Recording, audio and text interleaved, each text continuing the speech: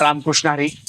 तुळजापूरच्या देवस्थानाला नेहमीच येणं होतं आणि तिथं आल्यानंतर तिथली प्रसाद आरती करून आपण घरी निघून जातो. पण अनेकदा आपल्याला या ठिकाणी येणं होत नाहीये, जे ठिकाण इथे आपण ही जी शिला आहे ती अतिशय महत्वाची आहे.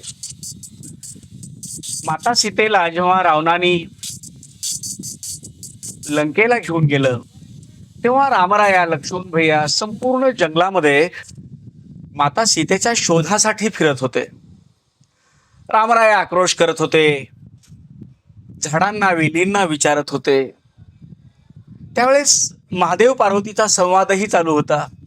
महादेव हे सारं कुतूहल एका वेगळ्या पद्धतीनं बघत होते की साक्षात ब्रह्म मानव रूपात आल्यानंतर कशा प्रकारे ह्या मानवी लीला करतोय. पण माता पार्वतीला असं वाटलं की हे का तुमचे ब्रह्म जे आपली पत्नी दिसत नाहीये म्हणल्यावर आक्रोश करतायत. महादेवांनी समजावून सांगितलं की परब्रह्म परमात्मा यावेळेस मानव रूपात आलाय. या सगळ्या मानवी लीला आहेत, याचा आनंद घे. माता पार्वतीला असं वाटलं की निश्चितच आपण काय करूया, रामरायांचं थोडंसं सांत्वनही होईल आणि परीक्षाही होईल.